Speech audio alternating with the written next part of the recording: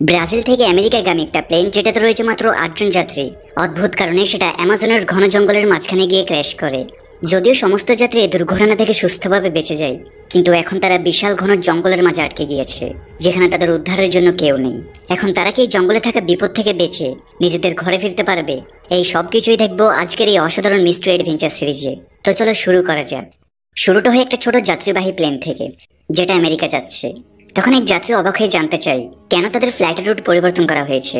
এখানে flight attendant তাকে ব্যাখ্যা করে তাদের আসল রুটের আবহাওয়া খুব খারাপ, তাই পাইলট নিজে সিদ্ধান্ত নিয়ে রুট পরিবর্তন করেছে এবং এখন তারা অ্যামাজনের উপর দিয়ে উড়ে যাবে। যেহেতু এই ফ্লাইটে কেবল ৮ জন যাত্রী আছে, তাই তারা রুট পরিবর্তন নিয়ে খুব একটা ভাবেনি। কিন্তু একটু এগোতেই পুরো প্লেন আচমকা কাঁপতে শুরু করে। পাইলট লক্ষ্য করে যে হঠাৎ করে তাদের জিপিএস সিস্টেম আর কাজ করছে না, এমনকি কোনো কন্ট্রোল প্যানেলও চলছে না। পাইলট দ্রুত মূল ঘাঁটি থেকে সাহায্য চাওয়ার চেষ্টা করে, কিন্তু তার এই চেষ্টাও ব্যর্থ হয়, কারণ রেডিও কমিউনিকেশন ডিভাইসও কাজ করছে না। তবে অদ্ভুতভাবে পাইলট আগে থেকে এমন কিছু ঘটতে পারে বলে সন্দেহ করেছে। সে প্লেনটাকে নিরাপদে ল্যান্ড করানোর চেষ্টা করতে করতে নিজের ফোন দিয়ে একটা শেষ ভিডিও বার্তা রেকর্ড করতে থাকে, যে প্লেনের মধ্যে যেসব বড় বড় সিক্রেট লুকিয়ে আছে তা দেখেই তার আগে থেকে এমন দুর্ঘটনার আন্দাজ করা উচিত ছিল। এখন প্লেন আরো নিচে নেমে জঙ্গলের দিকে পড়তে থাকে, যেখানে পাইলট কোনো মতে পাহাড়গুলোকে এড়িয়ে গাছের ডালপালা ব্যবহার করে প্লেনের গতি কমানোর চেষ্টা করে, যাতে ক্র্যাশের ধাক্কা কম হয়। আর কয়েক কিলোমিটার টেনে নিয়ে যাওয়ার পর শেষমেশ প্লেন থেমে যায়। এখানে প্লেনে থাকা সব ৮ জন যাত্রী নিরাপদে থাকে, কিন্তু ফ্লাইট অ্যাটেন্ডেন্ট যে সিট বেল্ট পরেনি সে প্লেনের আঘাতের ঘটনাস্থলেই মারা যায়। এখন যাত্রীরা ভয় পেয়ে নিজেদের মধ্যে আলোচনা শুরু করে যে তাদের এখন কি করা উচিত।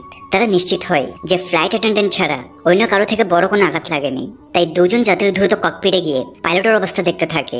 কিন্তু সেখানে দেখা যায় কিছু গাছের ডাল পাইলটের বুকের মধ্যে ঢুকে গেছে, তবুও সে তখনও জীবিত ছিল। তাই তারা পাইলটকে ধীরে ধীরে সিটটাকে সরানোর চেষ্টা করে, যাতে সে ভালোভাবে নিঃশ্বাস নিতে পারে। ঠিক তখনই হঠাৎ প্লেনের বাহির থেকে আগুন লাগার শব্দ হয়, যার ফলে সব যাত্রী দ্রুত প্লেন থেকে বের হয়ে আসে আর সে আগুন নেভানোর চেষ্টা করে, কারণ যদি পুরো প্লেন পুড়ে যায় তাহলে উদ্ধারকারী দল আসা পর্যন্ত তারা থাকবে কোথায়। কিছু সময় পরে যখন পরিস্থিতি শান্ত হয়, তখন ৮ জন যাত্রী সবাই একসাথে হয়ে পরিস্থিতি বোঝার চেষ্টা করতে থাকে, কিভাবে পাইলটের রুট পরিবর্তনের পর তারা অ্যামাজনের কোনো গভীর অঞ্চলে এসে পড়েছে। এছাড়া কারো সেলফোনে কোনো সিগন্যাল আসছে না, মানে এই ঘন জঙ্গলে স্যাটেলাইট ফোন ছাড়া বাইরে কারোর সাথে যোগাযোগ করা বা সাহায্য চাওয়া সম্ভব নয়। এই জঙ্গল শত শত মাইল জুড়ে বিস্তৃত, তাই হেঁটে বের হওয়ার তো প্রশ্নই আসে না। এদিকে বাইরে কেউ জানে না যে তারা এখানে জঙ্গলে আটকে আছে, তাই কেউ তাদের উদ্ধার করতেও আসবে না। এখন ৮ জন যাত্রীর মধ্যে একজন, যার নাম জ্যাক, সে সবার পরিচয় জানতে চায়, যাতে তারা একে অপরকে জানার পর মিলেমিশে সিদ্ধান্ত নিতে পারে যে তাদের সবার আগে কি করা উচিত। জ্যাক নিজের পরিচয় দিয়ে বলে যে সে একটা ইন্স্যুরেন্স কোম্পানিতে ইনভেস্টিগেটর হিসেবে কাজ করছে, যাতে মানুষ ইন্স্যুরেন্স সংক্রান্ত প্রতারণা করতে না পারে। আর সে এখন নিজের একটা কেস শেষ করে আমেরিকা ফিরে যাচ্ছে। তারপর আরেকজন যাত্রীর নিজের নাম বলে কেভিন, সে পেশায় একজন ডাক্তার। সে বলে কয়েক বছর ডাক্তারি করার পর এখন সে মেডিকেল ইকুইপমেন্ট বিতরণের ব্যবসা শুরু করেছে। এই কারণে সে তার নতুন কোম্পানির জন্য ডিল সম্পূর্ণ করে আমেরিকায় ফিরে যাচ্ছে। ডাক্তার কেভিন এখানে পাইলটকে দেখে বুঝে নেয় যে তার ভোকাল কর্ডে আঘাত লেগেছে, তাই সে কথা বলতে পারছে না। আর সে হলো এখানকার একমাত্র পাইলট যে তাদের এখান থেকে বের করে নিয়ে যেতে পারবে, তাই তাদের যেভাবেই হোক তাকে বাঁচাতেই হবে। এখানে তৃতীয় যাত্রী ক্রিস্টি নামের একটা মেয়ে বলে যে সে প্রায় বিভিন্ন দেশে ভ্রমণ করে এবং তার ভিডিওগুলো সে সোশ্যাল মিডিয়ায় পোস্ট করে। এবারও সে ঘুরতে গেছে অন্য একটা দেশে, তবে নিজের অতীত সম্পর্কে প্রশ্ন করা হলেও সে কিছুই বলে না। এখানে চতুর্থ যাত্রী হলো কার্লোস নামের একজন রেসলার, যে মূলত মেক্সিকোর বাসিন্দা, তবে এখন একটা ফাইটিং কম্পিটিশনের জন্য এই ফ্লাইটে করে সে আমেরিকায় যাচ্ছে। এরপর একটা তরুণ দম্পতি ডন এবং অ্যামি, তারা বলে তারা তাদের নতুন বিয়ের পর হানিমুনে বেরিয়েছে। অবশেষে আছে একটা মধ্যবয়সী দম্পতি ডেভিড এবং লিসা, তারা মূলত আমেরিকার একটা ছোট শহরে একটা হোটেল চালায়, তবে এখন ডেভিডের হার্ট সার্জারির জন্য বাইরে যাচ্ছে। এভাবে ৮ জন যাত্রী একে অপরের সম্পর্কে মোটামুটি জেনে নেই। এদিকে তাদের সঙ্গে আছে আহত পাইলট, যে এখন কিছু বলার অবস্থায় নেই। তো জ্যাক সবার উদ্দেশ্যে বলে যে তাদের সবার প্রথমে প্লেনের সমস্ত খাবার এবং পানি একত্র করে রেশন হিসেবে ভাগ করা উচিত, যাতে তারা বুঝতে পারে তারা কতদিন টিকে থাকতে পারবে। তারা দেখে প্লেনের খাবার ও পানি সর্বোচ্চ মাত্র ৩ দিন চলবে। এরপর জ্যাক বলে যেহেতু জঙ্গলে বৃষ্টি বা ঝড় আসলে তাদের প্লেনের ভেতর আশ্রয় নিতে হতে পারে, তাই মৃত ফ্লাইট অ্যাটেন্ডেন্টকে তারা প্লেনের বাইরে বের করে কিছুটা দূরে সরিয়ে রাখতে হবে, যাতে প্লেনের ভেতরে জায়গা থাকে। এখন শুরুতে তারা এই ছোট কাজগুলো শেষ করে, আর এখন তাদের এখান থেকে বের হওয়ার পরিকল্পনা করতে হবে। তখন জ্যাক এবং বাকি সবাই আহত পাইলটের কাছে জানতে চায় যে তার প্লেনে কি কোনো স্যাটেলাইট ফোন আছে কিনা, যার মাধ্যমে তারা বাইরে সাহায্যের জন্য যোগাযোগ করতে পারে। এছাড়া এই প্লেন কিভাবে তার মূল রাস্তা ছেড়ে এই জঙ্গলে এসে পড়েছে, প্লেন কোনো খারাপ আবহাওয়া ছাড়াই এখানে ক্র্যাশ হয়ে গেল কেন। পাইলট কিছু বলার চেষ্টা করে, মনে হচ্ছে সে কোনো সিক্রেট জানে, কিন্তু কথা বলতে না পারায় সে কিছুই বলতে পারে না। জ্যাক তখন বলে যেহেতু কেভিন একজন ডাক্তার, তাই সেই জন্য পাইলটের চিকিৎসা করে, কিন্তু কেভিন তখনই এতে অস্বীকার করে, কারণ পাইলটকে বাঁচাতে হলে তার সার্জারি করতে হবে। আর এখন জঙ্গলের মধ্যে তার কাছে কোনো সার্জারি যন্ত্রপাতি বা ওষুধ কিছুই নেই। এই অবস্থায় সার্জারি করলে বরং পাইলট আরো দ্রুত মারা যাবে। তাই সবাই সিদ্ধান্ত নেয় যে এখন পাইলটের সুস্থ হওয়া পর্যন্ত অপেক্ষা করতে হবে। এদিকে লিসা প্লেন থেকে খাবার এনে সবার মাঝে অল্প অল্প করে ভাগ করে দেয়। আর খাবার খাওয়ার পর সবাই একটা নতুন আশা নিয়ে বের হওয়ার কথা ভাবতে থাকে। তখন ক্রিস্টির নিকটবর্তী একটা পাহাড়ের দিকে তাকিয়ে বলে, কে জানে যদি তারা উপর দিকে ওঠে তাহলে হয়তো মোবাইলে কোনো সিগন্যাল পাওয়া যাবে। তাই তাদের সেখানে গিয়ে চেষ্টা করা উচিত। তবে তখন সন্ধ্যা হয়ে গেছে। তাই তারা ঠিক করে পরের দিন সকালে তারা পাহাড়ে উঠবে। ছোট্ট একটা ব্রেক দিয়ে আবার মূল ভিডিওতে ফিরে যাচ্ছি। 1xBet হচ্ছে বর্তমান বিশ্বের অন্যতম জনপ্রিয় বিশ্বস্ত অনলাইন বুকমেকার প্ল্যাটফর্ম, যার অফিসিয়াল পার্টনার হচ্ছে সিরিয়া এবং পিএসজি। তাই এই অ্যাপ খুবই সহজ, মজার এবং লাভজনক, সাথে জেতার সম্ভাবনা অনেক বেশি। মাত্র কিছু টাকা ডিপোজিট করে তুমি প্রবেশ করতে পারো এক বিশাল এন্টারটেনমেন্ট দুনিয়ায়, যেখানে রয়েছে লাইভ ইভেন্ট দেখা, টান উত্তেজনা এবং দ্রুত আয় করার অসাধারণ সুযোগ। 1xBet-এ তুমি রেজিস্ট্রেশন করার সময় আমার প্রোমো কোড MND10 ব্যবহার করলেই পেয়ে যাবা 200% বোনাস, সর্বোচ্চ 26,000 টাকা পর্যন্ত। আর উপার্জিত অর্থ তুমি সহজেই তুলতে পারবে তোমার মোবাইল ওয়ালেটে, যেমন বিকাশ, নগদ কিংবা রকেটের মাধ্যমে মাত্র কয়েক মিনিটেই। এছাড়াও এখন চলছে 1xBet-এর বিশাল একটি প্রমোশন, যেখানে তুমি জিতে নিতে পারো স্বপ্নের গাড়ি, বাইক, এমনকি নগদ 1 কোটি টাকা পর্যন্ত। কিন্তু অফারটি সীমিত সময়ের জন্য, তাই সুযোগ হাতছাড়া করো না। তাই আর দেরি না করে এখনই নিজের পিন করা কমেন্ট ফলো করো এবং আমার প্রোমো কোড MND10 ব্যবহার করে রেজিস্ট্রেশন করে নাও। আর কিছু টাকা ডিপোজিট করে হারিয়ে যাও এক নতুন ও রোমাঞ্চকর জগতে। ঠিক তখনই পাইলটের অবস্থা আরো খারাপ হতে থাকে। এখানে কেভিন, যে ডাক্তার হলো এতক্ষণ কিছু করেনি, সে এখন ঘোষণা করে যে এমন অবস্থায় তো পাইলট এমনিতেই মারা যাবে। তাই সে ঝুঁকি নিয়ে হলেও পাইলটের এই অবস্থাতেই কোনোভাবে তার সার্জারি করার চেষ্টা করবে। সে বাঁচবে কি বাঁচবে না সেটা তার ভাগ্যের উপর নির্ভর করবে। কেভিনের কথা মতো সব সদস্য প্লেন থেকে প্রয়োজনীয় সরঞ্জাম খুঁজে আনে, যা কেভিনের সার্জারির কাজে লাগতে পারে। তার একটা সবজি কাটার ছুরি আর অ্যালকোহল সহ অন্যান্য টুকিটাকি জিনিসপত্র জোগাড় করে। এখন ডাক্তার কেভিন অ্যানেস্থেসিয়া ছাড়াই সার্জারি শুরু করে। ফলে পাইলট প্রচন্ড কষ্ট পেতে থাকে। সৌভাগ্যক্রমে সার্জারি প্রত্যাশার চেয়ে ভালো হয়। ডাক্তার কেভিন জানায় আজ রাত বিশ্রামের পর পাইলট সুস্থ হয়ে উঠবে। কিন্তু তখনও কেউ আজ করতে পারেনি তাদের সঙ্গে সামনে কি ঘটতে যাচ্ছে। রাতে যখন সবাই বাইরে ঘুমাচ্ছে, এক মুখ ঢাকা ব্যক্তি এসে আহত পাইলটের মুখ চেপে ধরে এবং তাকে শ্বাসরোধ করে হত্যা করে। সকালে যখন সবাই ঘুম থেকে উঠে, তখন মৃত পাইলটকে দেখে তারা প্রচন্ড অবাক হয়ে যায়, কারণ গত রাতে সার্জারির পরে পাইলটের অবস্থা বেশ ভালো হয়ে ওঠে এবং সে তো তাদেরকে কিছু গুরুত্বপূর্ণ সিক্রেট জানানোর কথা বলেছে। ডাক্তার কেভিনে বলে তার শরীরে কোনো ইনফেকশন হয়নি, তাহলে পাইলট মারা গেল কিভাবে। সবাই আলোচনা করতে থাকে যে গত রাতে কারো উচিত ছিল পালাক্রমে পাইলটের দেখভাল করা। যাই হোক, এখন তারা কিছুই করতে পারবে না এবং সম্ভবত পাইলটের আঘাতের কারণেই মারা গেছে। তাই তারা পাইলটের মৃতদেহ সেই মৃত ফ্লাইট অ্যাটেন্ডেন্টের দেহের পাশে একটু দূরে একটা গাছের নিচে রেখে আসে, যাতে যদি এখানে কোনো উদ্ধারকারী দল আসে তখন তারা এই দুজনের দেহ তাদের পরিবারের কাছে ফিরিয়ে দিতে পারে। তাই তারা কাউকে কবর দেয় না। তবে কেউ খেয়াল করে না যে পাইলটের পকেট থেকে তার ফোন পড়ে গেছে এবং ড্যানি সেটা ছবি তুলে নেয়। ড্যানির স্ত্রী অ্যামি তাকে এ ব্যাপারে জিজ্ঞেস করলেও ড্যানি তাকে এবং অন্য কাউকে কিছু না বলার নির্দেশ দেয়, কারণ এখন সে আর কাউকে বিশ্বাস করতে পারছে না। এরপর ড্যানি একা পাইলটের দেহের কাছে যায় এবং তার আঙ্গুল কেটে নেয়, যাতে তারা এই ফিঙ্গারপ্রিন্ট দিয়ে ফোনটা আনলক করতে পারে। এদিকে সে মধ্যবয়সী দম্পতি যখন একসাথে হয়, তখন লিসা তার স্বামী ডেভিডকে বলে যে তার মনে হয় না পাইলট স্বাভাবিকভাবে মারা গেছে। লিসা একসময় একটা হসপিটালে নার্স হিসেবে কাজ করেছে এবং একবার সে এক রোগীকে শ্বাসরোধ হয়ে মারা যেতে দেখেছে। লিসার মতে পাইলটের মুখও সে হসপিটালের রোগীর মতো কালো হয়ে গিয়েছে, মানে কে ইচ্ছাকৃতভাবে তার শ্বাসরোধ করেছে। তবে সেটা সবার সামনে প্রকাশ্যে বলেনি, কারণ স্পষ্টতই এই 8 জনের মধ্যেই কেউ একজন পাইলটকে হত্যা করেছে। তখন তার স্বামী ডেভিড অবাক হয়ে জিজ্ঞেস করে যাত্রীদের মধ্যে কেউ কেনই বা পাইলটকে মারবে। কিন্তু লিসার মতে এই বিষয়টা এখন তাদের খুঁজে বের করতে হবে, আর এখন থেকে তাদের সাবধান থাকতে হবে এবং নিজেদের ছাড়া আর কারোর উপর ভরসা করা উচিত হবে না। এই কথা বলার সময় হঠাৎ লিসা অনুভব করে কেউ তাদের কথা শুনছে। তাই সে সঙ্গে সঙ্গে সেই আলোচনা অর্ধেকেই বন্ধ করে দেয়। এদিকে ট্রাভেলার ক্রিস্টি অ্যামির কাছে এসে বলে সেই জানে ড্যানি আর অ্যামি আসলে বিয়ের পর হানিমুনে যাচ্ছে না, তো সেই জন্য তাকে সত্যি কথা বলে দেয়। তখন অ্যামি স্বীকার করে নেয় যে সে আসলে একজন ধনী ব্যবসায়ীর মেয়ে এবং ড্যানি তার পরিবারের ড্রাইভার। কিন্তু তারা একে অপরের প্রেমে পড়ে যায় এবং যখন তাদের মনে হয় যে তাদের পরিবার কখনো এই সম্পর্ক মেনে নেবে না, তখন তারা নিজেদের দেশ ছেড়ে এই ফ্লাইটে করে আমেরিকা চলে যাচ্ছে। ক্রিস্টি বুঝতে পারে তারা মিথ্যা বলেছে, যাতে অন্য যাত্রীরা তাদের সন্দেহের চোখে না দেখে। এদিকে কার্লোস সবাইকে একটা ভালো খবর দেয় যে সেই প্লেনের ধ্বংসাবশেষের মধ্যে সে একটা জিপিএস ডিভাইস খুঁজে পেয়েছে। সে বলে যদি সেই ডিভাইসটাকে পাশের পাহাড়ের চূড়ায় নিয়ে গিয়ে অ্যাক্টিভেট করতে পারে তাহলে তাদের কাজ হয়ে যাবে। এর সিগন্যাল অনেক দূর পর্যন্ত যাবে। তাছাড়া এই ডিভাইসের যতটুকু ক্ষতি হয়েছে সেটা সে আগামীকালের মধ্যে ঠিক করে ফেলবে। তখন এই কথা শুনে সবাই নিশ্চিন্তে নিঃশ্বাস নেয়, কারণ অবশেষে তাদের এখান থেকে বের হওয়ার একটা রাস্তা তৈরি হয়েছে। কার্লোস জানায় যে তার বাবা একসময় ইলেকট্রিশিয়ান ছিল এবং তার থেকে সে এসব কাজ শিখেছে, কিন্তু সে নিজে একজন ফাইটার হতে চেয়েছে, তাই সে তার বাবার দোকান ছেড়ে দেয়। তখন জ্যাক বলে ঠিক আছে, আজকের মধ্যে কার্লোস এই জিপিএস ডিভাইসটা ঠিক করুক, আর তার হিসাব মতে পাহাড়ে চড়ে যেতে তাদের অর্ধেক দিনের সময় লাগবে।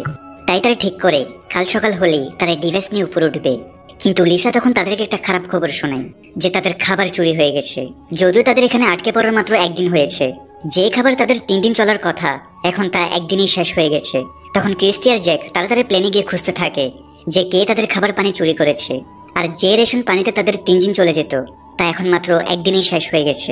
এখানে ক্রিস্টির খোঁজার দক্ষতা দেখে জ্যাক মন্তব্য করে সে সাধারণ কোনো ট্রাভেলার হতে পারে না, কারণ যেভাবে সে তদন্ত করছে সাধারণ মানুষ সেভাবে তদন্ত করে না। তখন ক্রিস্টি অবশেষে তার পেশা সম্পর্কে জানায় যে সে আসলে একজন রিপোর্টার, যে কিনা বিশ্বের বিভিন্ন দেশে গিয়ে সেখানকার গ্যাংদের এক্সপোজ করে এবং তাদেরকে পুলিশে ধরিয়ে দেয়। তাই সে নিজের ব্যাপারে মিথ্যা বলেছে, যাতে যদি যাত্রীদের মধ্যে কোনো ক্রিমিনাল থাকে তাহলে সে তার উপর আক্রমণ না করে। মানে এখানে উপস্থিত 8 জন যাত্রী প্রত্যেকেই তাদের অতীত গোপন করছে। এদিকে এখন যেহেতু তাদের কাছে খাবার পানি আর নেই, তাই কার্লোসকে জিপিএস ডিভাইস ঠিক করতে রেখে বাকি সবাই জঙ্গলে খাবারের পানি খুঁজতে বেরিয়ে পড়ে। পথে যেতে যেতে তারা কিছু নীল রঙের মাশরুম দেখে। ক্রিস্টি তার রিপোর্টিং অভিজ্ঞতা থেকে জানে এগুলো খেলে কোনো মানুষের কয়েক ঘন্টার মধ্যে মৃত্যু হতে পারে, তাই সে কাউকে ভুলেও এগুলো ছুঁতে মানা করে। সে আরো বলে এমন মাশরুম সাধারণত ভেজা জায়গায় জন্মায়, মানে আশেপাশে কোথাও বড় কোনো পানির উৎস থাকতে পারে। আর সামনে এগোতেই তারা একটা পুকুর খুঁজে পায়, তবে এখানকার পানি পরিষ্কার নয়, তাই তাদেরকে এটাকে বিশুদ্ধ করার উপায় বের করতে হবে যাতে তারা পান করতে পারে। ঠিক তখনই হঠাৎ তারা পেছন থেকে গুলির আওয়াজ শুনে এবং সবাই দ্রুত দৌড়ে গিয়ে দেখে এটা আসলে ডেভিড, যে তার স্ত্রী লিসার সাথে নিজের বন্দুক দিয়ে একটা বানর শিকার করেছে যাতে তারা সেটা খেতে পারে। আসলে তাদের মালপত্রের মধ্যে একটা বন্দুকও ছিল, যার কথা তারা কাউকে বলেনি। লিসা এখন সবাইকে জানায় তারা কাউকে ভয় দেখাতে চায়নি, তাই তারা তাদের বন্দুকের ব্যাপারে কিছু বলেনি। এখন ডেভিডের শিকার করা বানর খেয়ে সবাই আজকের রাতের খাবার সারে। এদিকে ক্রিস্টি আর জ্যাক মিলে একটা ব্যবস্থা করে পুকুরের পানিকে বিশুদ্ধ করে ফেলে যাতে তা পান করার উপযোগী হয়। মানে আজকের জন্য তাদের খাবার ও পানির সমস্যা মিটে গেছে।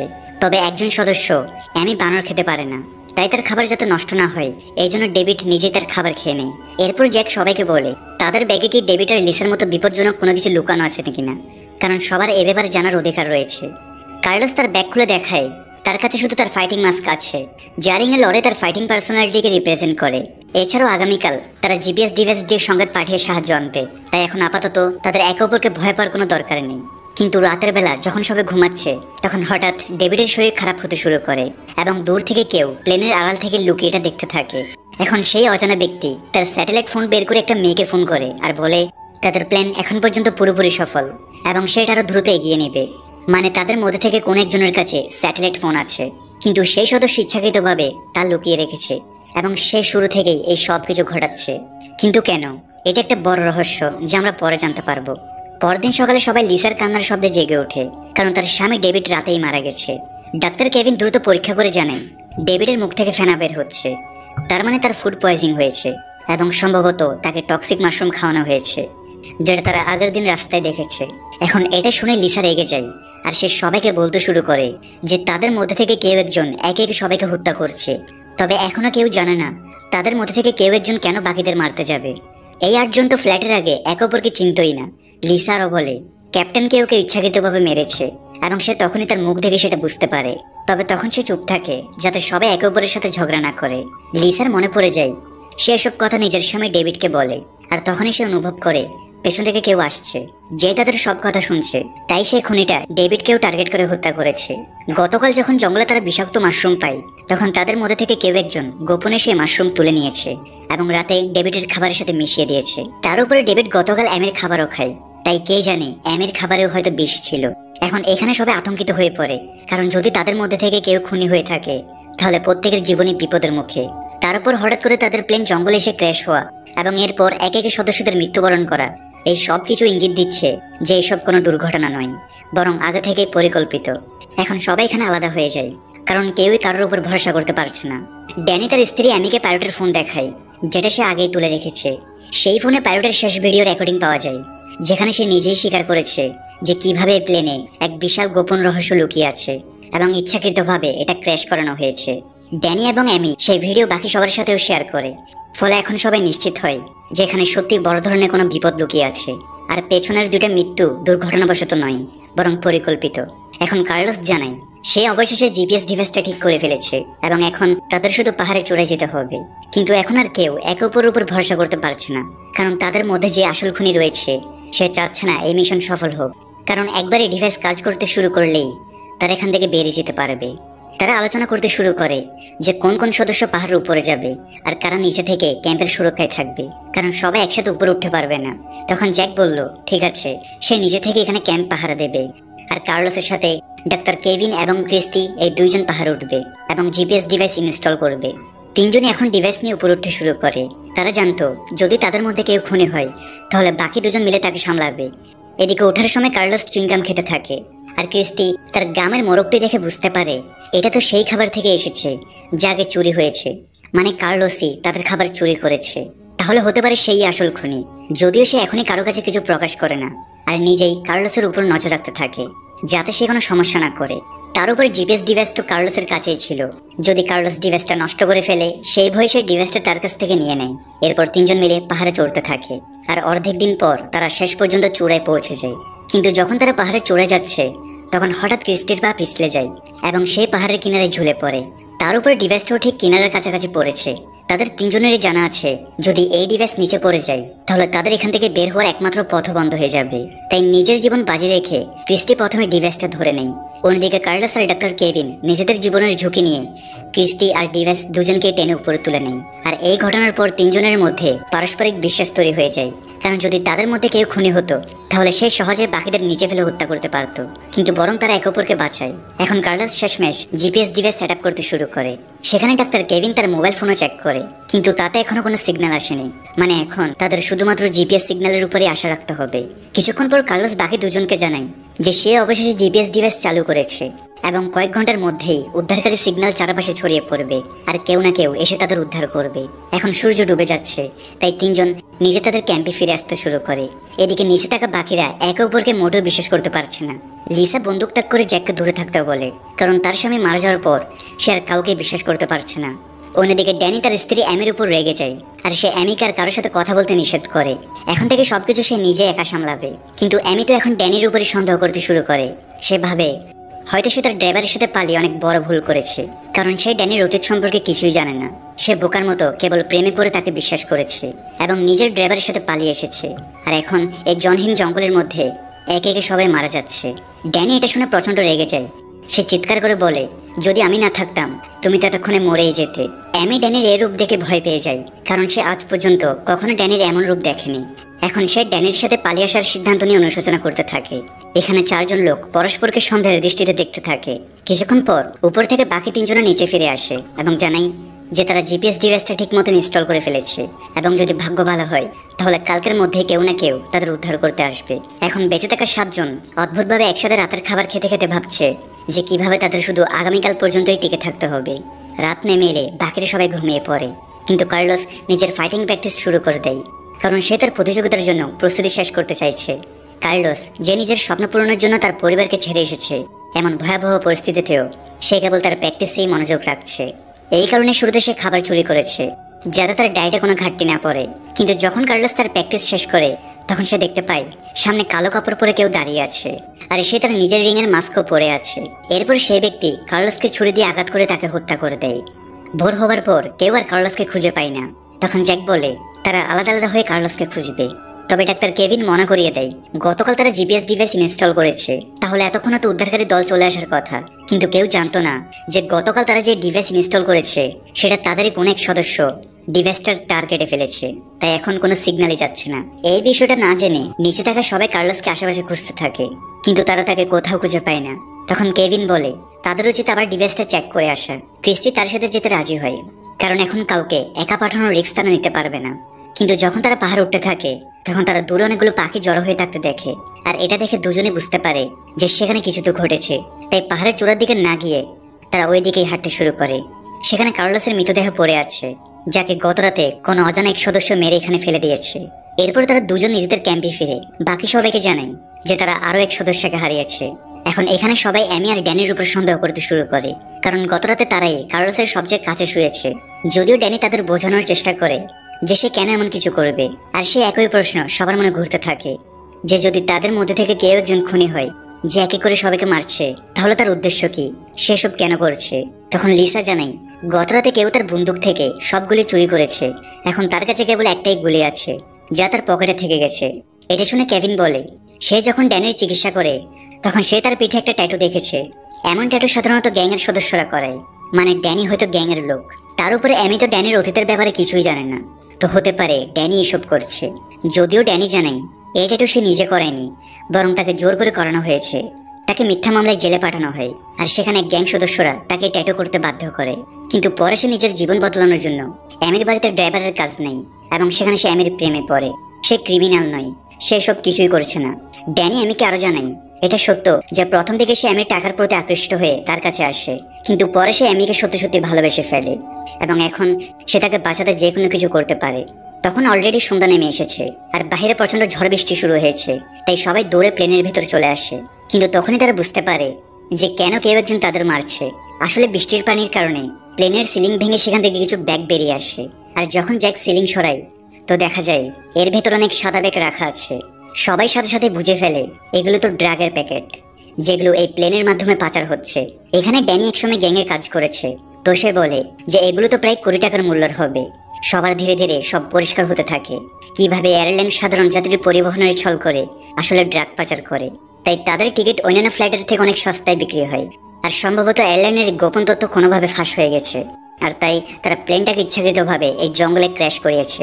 আর তাদের মধ্যে যেই সদস্য অন্যদের মারছে সে নিশ্চিত এই মাল নিজের দখলে নেওয়ার জন্যই করেছে। কিন্তু এরপরও কিছু ব্যাপার তারা এখনো বুঝতে পারছে না যে সেই সদস্যের বাকি সবাইকে মেরে ফেলার কি প্রয়োজন ছিল। এখানে সবাই এসব ভাবছে, এমন সময় দেখা যায় এমি ভয় পেয়ে প্লেন থেকে দৌড়ে পালিয়েছে। যেসব জিনিস যার সে এখন তাদের প্রাণে মেরে ফেলবে। তখন ড্যানি এমের পেছন পেছন যায় তাকে খুঁজতে। এরপর কেভিনের বোঝানোর পর যে তাদের কাউকেই বাইরে যেতে দেওয়া উচিত নয়, তারপর কেভিনের কথাই লিসাও তাকে খুঁজতে বের হয়। এখানে বাইরে আজ মুষলধারে বৃষ্টি পড়ছে, আর ঝড়ো বাতাসের শব্দে আশেপাশের কিছু শোনা যাচ্ছে না। আর লিসা যখন তার বন্দুক নিয়ে এমিকে খোঁজার চেষ্টা করে তখন পেছন থেকে সেই খুনি এসে তাকে ছুরি দিয়ে আক্রমণ করে। এখানে লিসা মারার আগে খুনিটির মুখে সরানোর চেষ্টা করে যাতে তার চেহারা সে দেখতে পারে, কিন্তু তার আগেই সে মারা যায়। সকাল হবার পর লিসার লাশ দেখে সবাই রেগে যায়। তাদের হাজার চেষ্টার পরও সে খুনি বারবার কাউকে না কাউকে মেরে ফেলছে। সবাই একে অপরকে সন্দেহ করতে শুরু করে, কিন্তু কারো ঠিক বোঝার উপায় নেই যে তাদের 5 জনের মধ্যে আসল খুনিকে। ঠিক তখনই ক্রিস্টি জ্যাকের দিকে বন্দুক তাক করে, আর সে জানায় কিছুক্ষণ আগে সে জ্যাকের জিনিসপত্র থেকে লিসার বন্দুকের সব গুলি উদ্ধার করেছে, যা লিসার বন্দুক থেকে চুরি হয়। তার মানে জ্যাকই আসল খুনি হবে। ক্রিস্টির কাছে তার আরো একটা প্রমাণ আছে। সে জ্যাকের ব্যাগ থেকে একটা স্যাটেলাইট ফোনও পেয়েছে, যা দেখে ক্রিস্টি শতভাগ নিশ্চিত হয়ে যায় যে সেই সবকিছু করছে। যদিও জ্যাক সবকিছু অস্বীকার করে, সে বলে এটা ঠিক যে সে লিসার বন্দুক থেকে তার গুলি সরিয়েছে, কিন্তু সে এটা এই জন্যই করেছে যে তার মনে হয়েছে লিসাই আসল খুনি, তাই সবার নিরাপত্তার জন্য সে গুলি সরিয়েছে। কিন্তু স্যাটেলাইট ফোন তো তার কাছে ছিলই না। হয়তো তাদের মধ্যে যে আসল খুনি সেই ফোন তার ব্যাগে রেখেছে যাতে সে ফেসে যায়। তখন কেভিন তাড়াতাড়ি বলে এই স্যাটেলাইট ফোন দিয়ে কল করে এখনই সাহায্য চাওয়া উচিত, কিন্তু ক্রিস্টি জানায় সে এটা ইতিমধ্যে চেষ্টা করেছে। এই ফোনে এমন এক পাসওয়ার্ড দেওয়া আছে যেটা আনলক না করলে ফোন কাজই করবে না। আর যেহেতু এই ফোনটা জ্যাকের বলে ধরা হচ্ছে, তাই পাসওয়ার্ডে কেবল জ্যাকই জানবে। কিন্তু জ্যাকের দাবি এই ফোনটা তার নয়, এবং সে পাসওয়ার্ডও জানে না। এবার ড্যানি রেগে গিয়ে জ্যাকের উপর হামলা করে, কিন্তু কেভিন তাকে বোঝায় যে যদি তারা জ্যাককে মেরেও ফেলে তারপরে স্যাটেলাইট ফোন আনলক না করলে তারা বাইরে বেরোতে পারবে না, তাই তাদের জ্যাককে বাঁচিয়ে রাখতে হবে। এরপর তারা আপাতত জ্যাককে বেঁধে রাখে। এখন বাকি 4 জন সিদ্ধান্ত নেয় যে তাদের মধ্যে কাউকে জ্যাককে টর্চার করতে হবে যাতে সে তার মুখ খোলে। র্যান্ডমলি ডাক্তার কেভিনের নাম উঠে আসে, তাই কেভিন জ্যাকের কাছে গিয়ে আবার তার কাছে পাসওয়ার্ড জানতে চায়, আর জ্যাক আবার অস্বীকার করে এবং বলে যে তাকে ফাঁসানো হচ্ছে। বাধ্য হয়ে কেভিন তার নখ উপড়াতে শুরু করে। এদিকে বাকি 3 সদস্য ক্রিস্টি, ড্যানি আর এমি সে পাহাড়ের উপরে থাকা জিপিএস ডিভাইস চেক করতে চলে যায়। সেখানে তারা দেখে যে ডিভাইসের তার কেউ খুলে রেখেছে, তাই এতদিন ধরে কেউ তাদের রেস্কিউ করতে আসেনি, কারণ ডিভাইস তো তখন থেকেই বন্ধ। এখন ক্রিস্টি তার জোড়া লাগিয়ে ডিভাইসটা চালু করে দেয়। এতে অবশেষে তাদের লোকেশন আমেরিকায় পৌঁছে যায়, যারা এখনো সে হারানো প্লেন খোঁজার চেষ্টা করছে। কিন্তু দেখা যায় যে লোকেশনটা পড়েছে অ্যামাজন জঙ্গলের মধ্যে, যেটা আমেরিকার সীমার বাইরে। আর যেহেতু এয়ারলাইন আমেরিকার রেজিস্টার্ড নয়, তাই তারা তাদের আর্মিকে জঙ্গলে পাঠাতে পারবে না। তাই এক সরকারি ইনভেস্টিগেটর ক্লেয়ার সে এয়ারলাইনের অফিসে গিয়ে পৌঁছায়, আর সে তার কোম্পানিকে তদন্তের আদেশ দেয়, কারণ তাদের এক প্লেন বেশ কিছুদিন ধরে নিখোঁজ এবং তারা কাউকে কিছু জানায়নি। এখানে সে এয়ারলাইনের ম্যানেজার কোরা হেসে বলে নিশ্চিন্তে তদন্ত করতে পারো, কিন্তু যেহেতু প্লেন আমেরিকার সীমার বাইরে, তাই সেখানে কেবল মেক্সিকান আর্মি যেতে পারবে। এখানে রিভিল হয় যে সেই ইনভেস্টিগেটর ক্লেয়ার আসলে জ্যাকের স্ত্রী, আর জ্যাক সেখানে এয়ারলাইনের বিরুদ্ধে তদন্তের জন্য একটা সিক্রেট মিশনে গেছে। এই জন্যই ক্লেয়ার তাকে খোঁজার চেষ্টা করছে। এর ফলে এখন এটাও পরিষ্কার হয়ে যায় যে 5 জন সার্ভাইভারের মধ্যে জ্যাক আসলে কিলার হতে পারে না, যদিও বর্তমানে বাকি 4 জন তাকেই সন্দেহ করছে। এদিকে বন্দী হওয়া জ্যাকের কাছে ক্রিস্টি একা আসে। ক্রিস্টিরও মনে হয় যে জ্যাককে ফাঁসানো হচ্ছে। এখানে জ্যাক তাকে বোঝায় যে যদি সে আসলে সবাইকে মারতে চাইতো তাহলে সে লিসার গুলির সাথে পুরো বন্দুকটাই চুরি করত এবং বাকিদের সহজে মেরে ফেলতো, কিন্তু সে তা করেনি। ক্রিস্টি বুঝতে পারে জ্যাক তো সত্যি বলছে, তাই সে চুপিসারে কাউকে না বলে জ্যাকের দড়ি খুলে দিয়ে তাকে দূরে পালাতে বলে, যাতে বাকি সবাই তাকে আর টর্চার না করে। সকালে বাকি তিনজন অবাক হয়ে যায় যে জ্যাক কিভাবে পালিয়ে গেছে। এখানে ক্রিস্টি অভিনয় করে যে সে কিছুই জানে না। তখন ড্যানি আর অ্যামি রেগে যায়, কারণ যদি জ্যাক সত্যি কিলার হয় তাহলে সে মুক্ত হয়ে যাওয়ায় সবার জীবন এখন রিস্কে চলে গেছে। কেভিন তো গতকাল জ্যাককে অনেক টর্চার করেছে, সে তো এর প্রতিশোধ নিতে আসবেই। এটা ভেবে ডাক্তার কেভিন ভয় পেয়ে যায়। তখন ড্যানি অ্যামিকে নিয়ে ক্রিস্টি আর ডাক্তার কেভিন থেকে আলাদা হয়ে অন্যদিকে চলে যায়, কারণ সে আর কাউকে বিশ্বাস করতে পারছে না। কিন্তু ক্রিস্টি তাকে আবার বোঝায় যে যদি সবাই আলাদা হয়ে যায় তাহলে তাদের মধ্যে যে আসল কিলার তার কাজ আরও সহজ হয়ে যাবে। যদিও ড্যানি মনে করিয়ে দেয় যে তারা দুদিন একসাথেই থেকেছে, তবুও তাদের অনেক সঙ্গী মারা গেছে, তাই এখন আলাদা হওয়াই ভালো। অন্যদিকে জ্যাকও ক্যাম্প থেকে দূরে গিয়ে নিজে থাকার জন্য একটা আশ্রয়ের খোঁজে বেরিয়ে পড়ে। বাকি 4 সদস্যদের কাছে তো সে যেতে পারবে না, কারণ একমাত্র ক্রিস্টি ছাড়া বাকি 3 জন তাকে কিলার ভাবছে।